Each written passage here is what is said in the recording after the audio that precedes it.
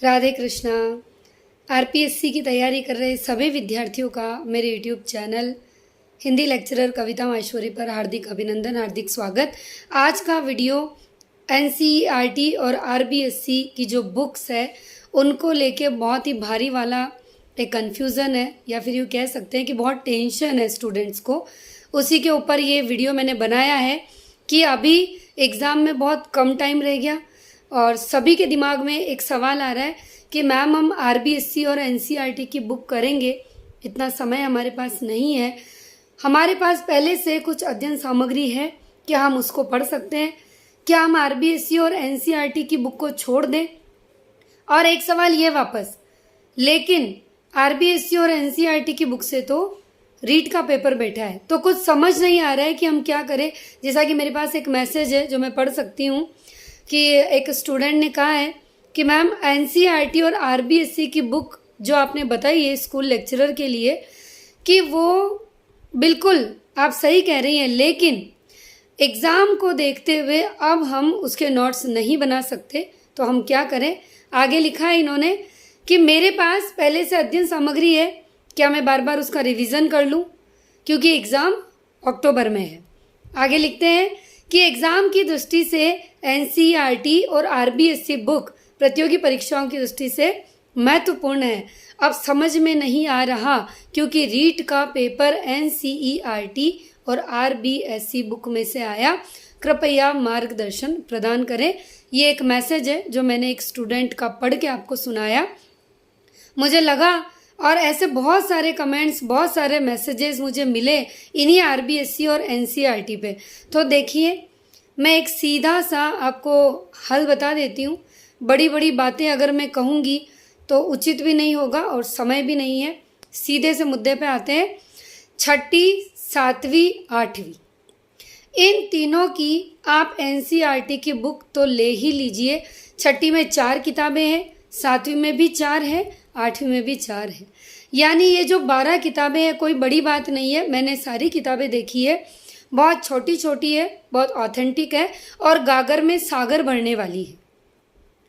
छठी, सातवीं, आठवीं की अभी जो राजकीय विद्यालय में एनसीईआरटी की जो सामाजिक विज्ञान के नाम से चल रही है वो किताबें आपको ज़रूर लेनी है, ज़रूर। चाहे आपके एग्ज़ाम में भले 1 महीने का ही टाइम हो, चाहे 15 दिन का ही समय हो, कोई मैटर नहीं करता। मैटर ये करेगा कि आपके एग्ज़ाम में जो प्रश्न आएगा वो आप फाइट कर पाते हैं या नहीं कर पाते हैं। अब एग्ज़ाम के 2 महीने हो या एग्ज़ाम के 4 महीने हो, मैटर वो करता है कि आप जिस कंटेंट से तैयारी कर रहे हैं तो क्या आप सफल होंगे या नहीं होंगे। सबसे पहले आपके दिमाग में ये ख्याल आना चाहिए, तभी आपका तैयारी करना सार्थक है।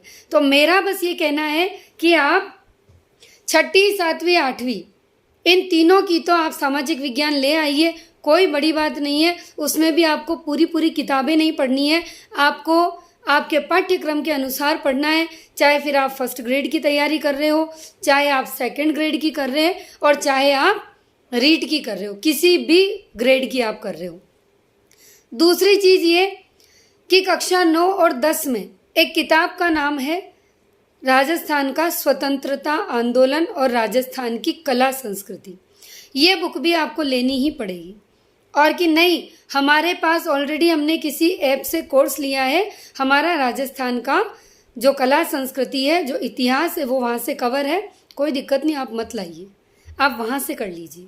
क्योंकि मुझे भी पता है कि किसी भी एप्लीकेशन से अगर आपने कोर्स लिया है तो किसी बहुत ही अच्छे टीचर से लिया होगा जिसने पूरा का पूरा इन्हीं से पढ़ाया होगा, तो फिर आपको वहाँ जाने की ज़रूरत नहीं है। इंडिया वर्ड भी आपने वहीं से लिया होगा यदि आप सेकंड ग्रेड की कर रहे हैं, और फर्स्ट ग्रेड कर रहे हैं तो आपको अच्छे से पता होना चाहिए कि फर्स्ट ग्रेड के जीके के पेपर में अभी जो नया परिवर्तन हुआ उसके अंदर राजस्थान की कला संस्कृति का एक पार्ट जोड़ा गया है और सबसे शानदार बुक है कक्षा 9 और कक्षा 10 की, जो अभी हमारे राजकीय विद्यालयों में चल रही है। लेकिन अगर आपके पास किसी एप्लीकेशंस के कोर्स से लिया हुआ है तो फिर मैं ये नहीं कहूँगी कि आप वो बुक लेके आइए। तो आपको आरबीएससी और एनसीईआरटी की जो ये बहुत बड़ा एक टॉपिक निकल के आ रहा है रीट के एग्ज़ाम के बाद, तो स्टूडेंट्स कंफ्यूज क्यों हैं इनको लग रहा है कि हमें छठी, सातवीं, आठवीं, नवीं, 10वीं, 11वीं, 12वीं सारी किताबें पढ़नी है। नहीं पढ़नी है। इतना तो मैं कह भी दूंगी ना तो आपको 2-2 साल लग जाएंगे, साल 1.5 साल लग जाएगा। और अगर कोई भी यूट्यूब चैनल ये कहेगा कि हाँ आपको छठी से 12वीं की सब पढ़नी है तो फिर कोई मतलब नहीं है, क्योंकि आपके पास इतना समय नहीं है। लेकिन छठी, सातवीं और आठवीं इनकी किताबें आप ज़रूर पढ़ें। आप उनके नोट्स नहीं बना पाए कोई दिक्कत नहीं है, लेकिन आप उन किताबों को एक एक 2-2 बार अपनी आंखों से ज़रूर निकालें। फिर आपके पास जो आपके नोट्स है जिनसे आप अध्ययन अब तक कर रहे थे, आप उन्हें आराम से पढ़िए, कोई दिक्कत नहीं है। उन्हीं को बार बार पढ़िए, उन्हीं को बार बार रिवीजन कीजिए, कोई भी दिक्कत नहीं है। क्योंकि आपके पास अपने हाथों से जो बने हुए नोट्स हैं वो कहीं ज़्यादा सही है। तो आप घबराए नहीं, परेशान ना हो। ये आरबीसी, आरबीएससी और एनसीईआरटी का मैटर निकल के आया, अपने आप में एक बहुत अच्छी बात है कि एग्ज़ाम का पैटर्न आपके समझ में आ गया। जो रीट का पेपर हुआ तो आपको एक सहारा मिल गया। अगर ये रीट ना होती ना तो फर्स्ट ग्रेड और सेकंड ग्रेड वालों को ये पता ही नहीं चलता कि पेपर जो आने वाला है वो कैसा होगा, उसकी प्रकृति कैसी होगी। तो आपको परेशान नहीं होना है, ये आपके लिए एक बेनिफिट है। तो बस आपको यही करना है, चाहे आप किसी भी ग्रेड की तैयारी कर रहे हैं, आपका पाठ्यक्रम होना चाहिए, जैसा कि हमेशा कहती हूँ। लेकिन छठी, सातवीं, आठवीं की एनसीईआरटी ज़रूर पढ़ेंगे। 12 किताबें हैं, 2-2 बार बिल्कुल निकालनी है, जैसे भी निकालो आप। उसके बाद आपने किसी एप्लीकेशन से सेकंड ग्रेड का कोर्स लिया, फर्स्ट ग्रेड का कोर्स लिया, थर्ड ग्रेड का लिया, जो भी लिया वो आपके नोट्स से आप बार बार रिवीजन करते रहे, बार बार पढ़ते रहे, है ना। और कुछ नए टॉपिक जो ऐड हुए हैं अपने हिंदी में वो मैं आपको करवा ही रही हूँ, और पुराने मैं बहुत सारा कोर्स करवा चुकी हूँ, कोई दिक्कत नहीं है। अब ये तो हुई आपकी आरबीएससी और एनसीईआरटी की बात। अब एक पॉइंट और मैं आपको बताना चाहूँगी जो मैंने बहुत सारे स्टूडेंट्स से बात करके और नोटिस किया है, वो ये कि इस रीट के एग्ज़ाम के बाद आप बहुत ज़्यादा डिस्ट्रैक्ट हो चुके हैं अपनी पढ़ाई को लेके। मतलब अपने 20-20 दिन खराब कर दिए, पहले भी दिन खराब किए और अभी भी आप उसी को लेके बैठे हैं। किसी की पात्रता नहीं निकली, किसी की पात्रता निकल गई पर जितनी उसको उम्मीद थी उतने नंबर वो नहीं ला पाया। तो आप ये टेंशन छोड़े, क्योंकि इतना समय नहीं है आपके पास। आगे क्या करना है वो सोचिए, आगे उस पर चलिए, उस पर काम कीजिए, क्योंकि फल आपके कर्मों का मिलेगा, आपके सोचने का नहीं मिलेगा आपको। तो आप पढ़िए। मैं सेकंड ग्रेड की रणनीति भी डाल रही हूँ, फर्स्ट ग्रेड की भी डाल रही हूँ, हर 2 दिन की डाल रही हूँ मैं, है ना। और हर 2-2 दिन का टारगेट इसीलिए दे रही हूँ कि किसी का मन मस्तिष्क कभी सही नहीं है तो उसने स्टार्ट नहीं किया, मैं 10-10, 15-15 दिन की डाल दूंगी, क्या पता कोई चल पाए या ना चल पाए। लेकिन 2-2 दिन का है तो अभ्यर्थी का मन बन जाएगा कि हाँ मेरे 2 दिन खराब हुए लेकिन अब मैं 2 दिन चल सकता हूँ। तो आप अपनी पढ़ाई को गति दीजिए, रुकना नहीं है, जो रुक गया वो वहीं ख़त्म है। आप 1 घंटा नहीं पढ़ते हैं, एक बात याद रखिएगा, आप 1 घंटा नहीं पढ़ेंगे या 1 दिन नहीं पढ़ते हैं ना, बहुत बड़ी बात है, पर 1 घंटा नहीं पढ़ते, 1000 बच्चों से पीछे है कंपटीशन की इस रेस में। तो आपको अपनी पढ़ाई को जाया नहीं करना। पहले आप फर्स्ट ग्रेड कर रहे थे, सेकंड कर रहे थे, बीच में रीट आ गई, मैंने पहले भी कहा कोई बात नहीं, वापस से लग जाइए। जहाँ से पहले पढ़ा, जितना पहले पढ़ा उसी को बार बार रिवीजन कीजिए, बार बार सामने लाइए आंखों के। रणनीति मैंने बना दी, नहीं समझ आ रही, अपनी खुद की बना लीजिए। आप खुद के अकॉर्डिंग भी चल सकते हैं, कोई बड़ी बात नहीं है। वैसे मैंने सोचा है कि मैंने रणनीति बना के दे दी, आप खुद अपने हिसाब से बना लीजिए, क्योंकि अब मैं शायद रणनीति नहीं बना पाऊंगी। मैंने एक फॉर्मेट बता दिया कि ऐसे बनाना चाहिए, आप बनाइए और चलिए। रात को सोने से पहले बनाइए ताकि अगले दिन आप उसे फॉलो कर सके। दूसरी चीज़ ये, सुबह 4 बजे उठने की आदत डालिए। देखिए आपका पढ़ना जितना ज़रूरी है उतना ही आपका स्वास्थ्य और आपका अनुशासित जीवन, ये दोनों चीज़ें बहुत ज़रूरी है। सुबह 4 बजे उठिए, 4 बजे से लेकर 8 बजे तक आप अपना जीके के टारगेट को पूरा कीजिए। उसके बाद आपके दैनिक कार्यों से फ्री होकर फिर से आप 10 बजे बैठ जाइए। 10 से लेकर 1 तक आप अपना हिंदी का टारगेट पूरा कीजिए। 1 बजे आपका लंच होता है, वो लंच कर लीजिए। उसके बाद जैसे किसी एप्लीकेशन से आपने कोर्स ले रखा है, हमें तो वो भी लिखना है क्योंकि हम रीट की तैयारी में रह गए और हमारा बहुत कुछ छूट गया, हमें उन टीचर के बराबर आना है। तो दिन में 3 बजे के बाद आपने जिस एप्लीकेशन से कोर्स ले रखा है, जहाँ से भी आप कर रहे हैं, उसका लिखना चालू कर दीजिए। तो एक तरह से आप प्रॉपर टाइम मैनेजमेंट करके प्रॉपर वे में चलिए।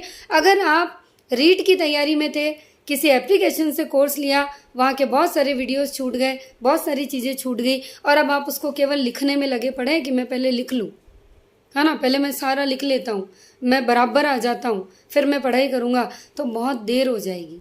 आप सिर्फ लिख ही रहे हैं और दुनिया पढ़ रही है। आपको लिखने के नंबर नहीं मिलेंगे, आपको लिखे हुए मैटर को पढ़ के, हृदयंगम करके, और वहाँ एग्ज़ाम हॉल में अपने आप को आजमाना पड़ेगा, उसी के नंबर मिलेंगे, सफल होना पड़ेगा। 4 बजे उठिए, मैं फिर कहूँगी, सुबह सुबह सबसे पहले जीके को ही कवर कीजिए, क्योंकि हिंदी आपका खुद का सब्जेक्ट है, बहुत शानदार लगेगा आपको, उसमें आपको दिक्कत नहीं आएगी, बहुत मज़े से पढ़ेंगे आप। पर जीके एक ऐसा सब्जेक्ट, उसमें दिक्कत आएगी। फर्स्ट ग्रेड की बात करूँगी तो 40% अनिवार्यता, आपको 40% लाना ही है, और सेकंड ग्रेड की बात करूँ तो अथाह भरा पड़ा है वो सारा का सारा। तो 4 घंटे जीके को दीजिए और 4 घंटे हिंदी को दीजिए, और उसके बाद आपके एप्लीकेशंस के कोर्स में जो भी आपका है लिखने का, उसे आप आराम से पूरा कीजिए, कोई दिक्कत नहीं है। लेकिन ये कब पॉसिबल होगा? जब आप टाइम से उठेंगे और हर दिन का टारगेट फिक्स करके सोएंगे। मेरा ये मानना है कि सुबह 4 बजे से लेकर दिन में 3 बजे तक आपका जीके और हिंदी के 5-5 टॉपिक दोनों के पूरे हो जाने चाहिए। मैं अगर कोई रणनीति ना भी डालूँ ना, तो भी एक सीधी सी भाषा बताती हूँ आपको, ज़्यादा नहीं तो कम से कम भी 4 टॉपिक तो आप जीके के ले लीजिए, 4 टॉपिक ही आप हिंदी के ले लीजिए, और सुबह 4 बजे से लेके दोपहर की 3 बजे तक उन 8 टॉपिक को अचीव करने के लिए लग जाइए पूरे जोर शोर से। 3 बजे तक आपने वो टॉपिक्स कर लिए, कोई दिक्कत नहीं अगर अभी आप उनके एमसीक्यूज़ की प्रैक्टिस नहीं कर पाते हैं, जैसा कि मैंने कहा है, क्योंकि आप किसी एप्लीकेशंस के कोर्स की पीडीएफ को लिखने में पीछे हैं, तो फिर आप बस उस टारगेट को पढ़ लीजिए, 4-4 8 टॉपिक को, चाहे आप किसी भी ग्रेड की तैयारी कर रहे हो। दिन में 3 बजे के बाद से लेके और रात को 9 से 10 बजे तक का समय है, अगर आपकी कैपेसिटी है इतनी लिखने की। तो वैसे मुझे जहाँ तक लगता है तो दिन में 3 बजे से लेके और शाम को 7 बजे 4 घंटे भी अगर आप कंटिन्यू बैठ के लिखते हैं तो आराम से आप 2 वीडियो तो कर ही जाएंगे किसी भी एप्लीकेशन के कोर्स के। फिर आप आराम से 7 से 8 आपका खाना वाना खाइए, फ्री होइए, 8:30 बजे से लेके और 10 बजे 1.5 घंटा आपने जो जो टॉपिक पढ़ा है उनका कहीं से भी या तो पुराने पेपर में से उनको प्रश्नों को देख लीजिए जो टॉपिक दिन में पढ़े, या फिर आपके पास कोई गाइड है, कोई बुक है, उनके पीछे से उसके एमसीक्यूज कर लीजिए। तो जब आप सोएंगे ना तो आप खुद में ये पाएंगे कि आप यहाँ से बहुत रिलैक्स होके सो रहे हैं, एकदम सुकून के साथ। और मज़ा तभी है जब हम लिख भी पाएँ, पढ़ भी पाएँ और यहाँ से हमें एक सेटिस्फेक्शन मिले। बाकी अगर आप केवल लिख ही रहे हैं, केवल आप पढ़ ही रहे हैं, कुछ भी बेनिफिट नहीं निकल रहा। अब जैसे टारगेट करने बैठते हैं, ठीक है, तो टारगेट तो पूरा हो रहा है, जो मैडम ने दिया जीके के 4 टॉपिक, हिंदी के 4 टॉपिक हमने कर लिए। लेकिन अगर जिस एप्लीकेशन से कोर्स लिया और अगर उसमें पीछे चल रहे हो और वो नहीं लिखा गया तो पता है रात को नींद नहीं आएगी। अरे यार मैंने आज का वीडियो नहीं लिखा तो कल एक और वीडियो आ जाएगा, कल एक पीडीएफ और आ जाएगी, मुझे तो उसको उतारना पड़ेगा, मेरे तो और बोझ चढ़ जाएगा। तो ऐसे भी नहीं पढ़ा जाएगा और ऐसे भी कुछ होगा नहीं। तो बेटर है 4 बजे उठने की हैबिट डाल लो। First grade, second grade, third grade, जो जागत है सो पावत है और जो सोवत है सो खोवत है। अगर मैं सच बता रही हूँ, 4 बजे उठने की हैबिट नहीं डाली और रात को 10 बजे सोने की हैबिट नहीं डाली तो फिर भूल जाना कि आप ज़िंदगी में कुछ कर पाएंगे। ज़्यादा लेट सोना वो भी सेहत के लिए सही नहीं है, और ज़्यादा लेट उठना, अब बहुत सारे स्टूडेंट ऐसे हैं जो कहेंगे हम तो रात को 2-2 बजे सोते हैं इसीलिए हम सुबह 3-3, 4-4 बजे उठते हैं। आप एक बार ट्राई करके देखिएगा, आप रात को 2 बजे तक पढ़ रहे हैं और सुबह 9-10 बजे उठ रहे हैं, लेकिन जो अभ्यर्थी 4 बजे उठता है और रात को 10 बजे सोता है वो उन अभ्यर्थियों से एक कदम आगे ही होगा। ये मैं दावे के साथ कह सकती हूँ क्योंकि ये मैंने किया है। इस वजह से तो सुबह 4 बजे उठें और दिन में 3 बजे तक 4 टॉपिक जीके के, 4 टॉपिक हिंदी के करने। जो जो करते जा रहे हैं अपने सिलेबस में उस पर निशान लगाते चलिए कि मेरा ये हो गया। और 3 बजे से लेके 6 बजे तक या 6:30, 7 बजे तक लिखने का काम कीजिए एप्लीकेशंस के कोर्स से। समझिए मत उसे, अभी सिर्फ लिखिए उसे, हम समझेंगे बाद में। ठीक है। उसके बाद रात को 1.5 घंटा आपको एमसीक्यूज़ की प्रैक्टिस करनी जो दिन भर में आपने पढ़ा है। अगर आप ये चीज़ें कर लेते हैं आपको कहीं भी दिक्कत नहीं आएगी, बहुत शानदार तरीके से चलेंगे। रात को सोएंगे तो सुकून से सोएंगे। और हाँ, अगले दिन का टारगेट रात को लिख के ही सोना। 10 बजे सोना मीन्स सोना है, 4 बजे उठना मीन्स उठना है। अक्सर सक्सेस इसीलिए नहीं मिलती क्योंकि हम अनुशासित नहीं हैं। पढ़ते हम बहुत हैं पर हमारे जीवन में अनुशासन नहीं है। मोबाइल आधे घंटे देखना है तो आधा घंटा ही देखना है। ऐसा नहीं कि आधा घंटा देखना है और हम 1-1.5 घंटा देखते ही जा रहे हैं। किसी से बात करनी है तो 10 मिनट ही करनी है, ऐसा नहीं कि आधे घंटे तक किए ही जा रहे हैं। ये नहीं होना चाहिए। तो आरबीएससी और एनसीईआरटी का कन्फ्यूज़न मैं उम्मीद करती हूँ आपका मैंने क्लियर कर दिया होगा। सारी किताबें लाने की, सारी किताबें 12वीं तक पढ़ने की कोई ज़रूरत नहीं है। 6ठी 7वीं 8वीं की आप एनसी। और हाँ, एक बड़ा उलझन मैं और बता दूं जो मेरे पास बहुत सारे कमेंट्स आए, मैम आरबीएससी की तो हमारे पास है या फिर एनसीईआरटी तो हमारे पास है, हम आरबीएससी कहाँ से लाएं। अब मुझे हंसी इसीलिए आ रही है क्योंकि मैंने पिछले वीडियो में भी बताया अभी जो राजकीय विद्यालयों में 6ठी 7वीं 8वीं की जो किताब चल रही है वो एनसीईआरटी ही है। और ये दोनों अलग अलग बिल्कुल भी नहीं है। ऐसा नहीं है कि आपको 12 किताबें तो आरबीएससी की लानी है और 12 किताबें आपको एनसीईआरटी की लानी है, नहीं। एक ही किताब आएगी, उसमें ऊपर लिखा होगा राजकीय विद्यालयों में निःशुल्क वितरण हेतु राजस्थान माध्यमिक शिक्षा बोर्ड भी लिखा है आगे अनुक्रमणिका से पहले वाले पेज पे, और वहीं पर राष्ट्रीय शिक्षा अनुसंधान एवं प्रशिक्षण परिषद भी लिखा है। यानी एक ही किताब है ये एनसीईआरटी की जो अभी हमारे स्टेट लेवल पे भी चल रही है सेंटर के साथ साथ। तो कंफ्यूज ना हो, अभी हमारे स्कूलों में यही चल रही है विद्यालय में एनसीईआरटी की। तो बस आपको 12 किताबें ही लानी है। उसमें भी मैं आपको बता दूं, आपको लग रहा होगा कि 12 किताबें मैम नहीं पढ़ पाएंगे, पर मैं आपकी जानकारी के लिए बता दूं कि इन 12 किताबों में आपका जो पाठ्यक्रम है, चाहे आप फर्स्ट ग्रेड से हो, सेकंड से हो, थर्ड से हो, उन किताबों में आपको कहीं कहीं देखने को मिलेगा। पूरी किताब नहीं पढ़नी पड़ेगी, इतना आपको मैं यकीन से कह देती हूँ। इसीलिए आप घबराइए मत, आप लाइए उन किताबों को और देखिए, उनको तो पढ़ना ही पड़ेगा। क्योंकि मैं ये कभी नहीं कहूँगी कि आपके जो नोट्स आप उन्हीं को पढ़ लो। मैं चाहती हूँ कि मुझसे जुड़ा हर विद्यार्थी सफल हो। उसके लिए अगर आपको थोड़ा सा अपने शरीर को दुख देना पड़ता है ना तो दीजिए। देखिए, आप टेस्ट सीरीज़ ज्वाइन करते हैं, बहुत अच्छी बात है, मानती हूँ बहुत अच्छी बात है, पर टेस्ट सीरीज़ ज्वाइन तब करनी चाहिए जब हम इन सारी चीज़ों से निकल चुके हो। 6ठी 7वीं 8वीं की एनसीईआरटी और आरबीएससी 2-2 बार हो जानी चाहिए। आपके खुद के नोट्स 2-2 बार हो जाने चाहिए। तब आप किसी टेस्ट सीरीज़ को ज्वाइन करते ना तो आपको मज़ा भी आता है। बाकी आपको और ज़्यादा होपलेस फील होगा क्योंकि वहाँ आपको कुछ नहीं आएगा, और जब नहीं आता है तो आदमी का दिमाग ख़राब होता जाता है। उसकी तैयारी होते हुए भी जब वो टेस्ट सीरीज़ ज्वाइन करता है और वो अगर 50 या 60 तक ही रह जाता है ना तो उसको लगता है कि मैंने तो कुछ पढ़ा ही नहीं है। तो आप ऐसा नहीं कि बहुत डल है या डफर है, फ़र्क ये है कि आपने सारे सिलेबस को अभी तक कवर नहीं किया है। तो सारा पाठ्यक्रम आपका एनसीईआरटी की किताबें एक बार का कवर कर देगी, यही है उसका सार। फिर आप अपने नोट्स आराम से पढ़िए, कोई दिक्कत नहीं है, लेकिन आपको लानी है 6, 7, 8।